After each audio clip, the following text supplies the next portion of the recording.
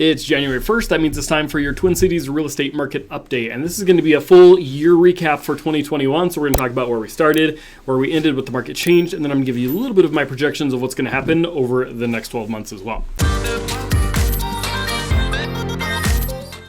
Let's dig right into the numbers. Let me switch my screens here for you. First, we're going to start talking about the change in sale price. So again, like I said, we're going to primarily be talking about January 1st, where we started. Twin Cities was at 301,000.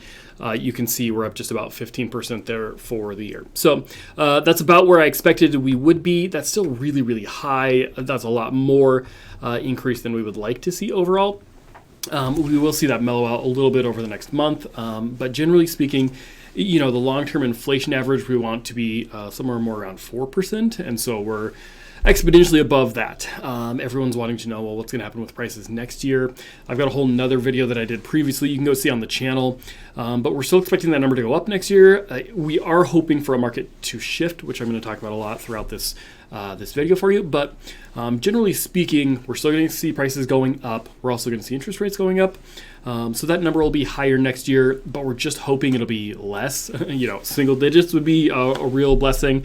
A lot of the different people that I've seen have said, 3, 4, 5, 6, 7, 8% maybe, somewhere in that very vague range of predictions, but hopefully not in the 10 to 15% that we've been seeing. So a good number, about 15%, and would love for that to slow down a little bit. Next up, let's look at month supply of inventory. So we started with 1 month supply of inventory. We ended at 0.8, so we're down about 20%. In case you haven't been on my channel and seen me talk about this a bunch, this is the metric between buyer and seller's market. So the lower we are, the more of a seller's market we're in, the higher, more of a balance or buyer's market we would be in. And typically, depending on who you ask, 4 to 6 months is a pretty good middle ground, 4 to 6 months of inventory. And as you can see here, this is a 5-year graph. We're not even close to that. We're exponentially under even the low side of that with 4. So obviously we needed this to come up. We were hoping to see this number start to rise for us. We didn't see that. And typically the lowest month for this is January. So we're actually expecting that number to go down, unfortunately, to bottom out the year to give us a true January to January. So most likely, if you follow the channel, I'll put out my market update next month. We'll see how that January number comes out. But unfortunately, that one is probably going to go down for us as well. So let's look at days on market. And I'm going to show you a couple of graphs on this one. Obviously, if we're going more into a seller's market, the days on market is going to be lower than we'd want it to be. That's actually not terribly the case in the numbers I'm seeing. So this one was a little bit surprising. January, 22 days on market. Last month, 18 for December. So I'm going to flip to this for you. Same graph here, 22 to 18. Now let's look at January to January in 2019. Now, we're skipping 2020 because obviously the pandemic kind of screwed with our numbers there. But 19 to 20, we saw the same exact number of days on market at 44. So at the peak of the summer, when things are selling a lot more quickly, 17 days on market, which was tied for May and June there as well. What's interesting is then if you look at, let's say we're right here, right? And we're at 34 days on market. That means that it came up dramatically from the summer. What is that? Basically doubled, right? And then from December to January, it came up 10 days on market. So that's a huge, huge increase to bring us back. And it actually was dead center, even from there. So then what do we predict for this year? Again, this number should be going up. January is typically the highest of each of these peaks that you're looking at. So we should expect that to come up a little bit, which is good. We want more days on market. Things are selling so quickly. That's why it's so favorable for sellers, but not buyers, right? We need this whole thing to start trending upwards. We did see a really nice increase from our summer, which was at 7. So again, if we're looking at these numbers, right? 44 to 17, what is that? 60-something% drop during the summer. Which is pretty consistent with the previous years. And then this year as well, we're about the same, right? From 22 to 7. So that was about the same percentage-wise of a reduction in days on market. It's also actually about correct for where we should be if we're going to have one more month going up. And then you can see that we, maybe we'll end, let me do this. Then maybe we'll end somewhere in here. And if we can at least kind of match where we were, I'd love to see that. We'll have to see again next month where we end up. But I expect that we're pretty well on track to be where we should.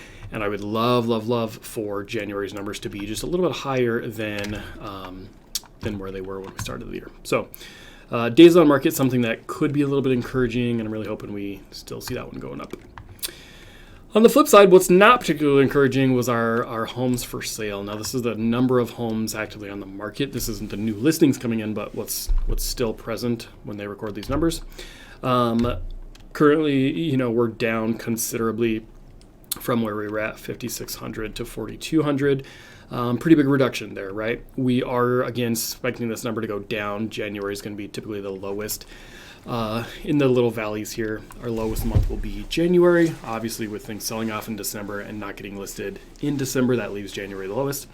But what I did want to point out, and I'll show you a couple times on here, if January is the bottom, generally those numbers start to spike up pretty quick. So when people think spring market, don't actually think spring like, April, May, June, March.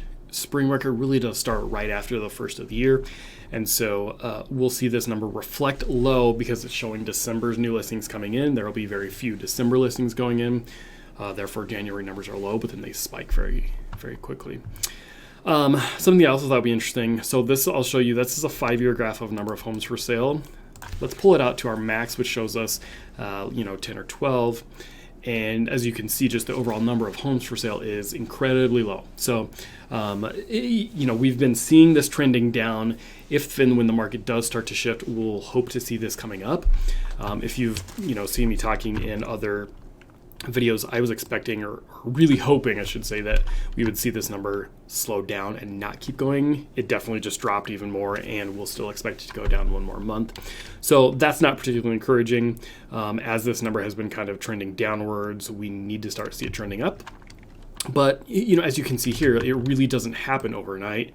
This was the big boom and bust of the early 2000s. The Great Recession happened in here, and things don't shift overnight, right? And so even with this change here, you can see it's happening over several years. And with this shift happening again, we're hoping this curve will start to do this number, but it's not going to be immediate. It's not going to be overnight. It's not going to be an immediate swing this year. So some people that are hoping it's going to swing, that's not encouraging to you.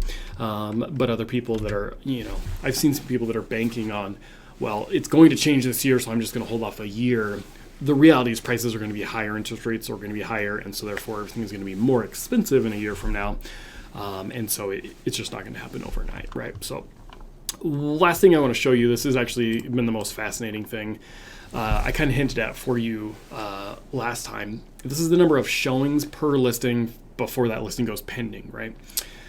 And so this is honestly kind of encouraging to me to see, because the summer that we had right here was completely out of the ordinary. That's not something we had seen before. Maybe it's affected by the pandemic because people had held off and then they kind of sprung into action first of the year. The number of showings we had, the amount of competition that our buyers were facing was just absolutely unheard of. So for those that had, you've been hearing maybe your neighbor listed their home and they had 5 gazillion showings and a ton of offers, that was definitely the case. That's also definitely over currently. Who knows what this coming summer will look like, but there's no reason to think that, this big spike in the number of showings that buyers are having to compete with is going to be anything like that. In reality, we're actually down pretty similar to where we would be. Obviously, we'd love for that valley to be dropping a little bit lower like it had been prior to the pandemic. So maybe this could have been a little bit lower, but in all reality, we're actually pretty close to where we should have been going into the new year. So for those that had heard of that, if you're on the sell side, you're going to have to get your expectations into line with, having a strong number of showings, maybe 5 to 20, depending on the price point of the home, and an offer or two, that's going to be a really good number as we go into the spring and into the summer. Who knows what we'll be looking like when the summer market comes around. It'll be a very, very touch and go situation as I watch the market and see how we come out of this, because it happens very, very quickly. If we put that into another perspective, let me clear this out for you. Here's what those numbers look like. And the reason I want to put this in is this does not actually peak when a lot of people would think so. So if you look at this past year, this was our January, but December was down here, right? October, November are the bottom months there with about 15 showings per listing. December came up a little bit, kind of like it does here. And that's where we're looking, well, what's going to happen? This jumped from basically 16 to 21 in 1 month. We need to not see that jump that much again. And so hopefully this will almost flatten out and plateau, because during the winter months is when things are moving the slowest. And so usually, hopefully that will help out. But definitely not expecting a spike to happen this year. And we're hoping that those numbers will turn around. So there you go. That is your Twin Cities market update for January from December 2021. Hope you have a great New Year's. Make sure subscribe, find me on all the different platforms, and I will see you next time.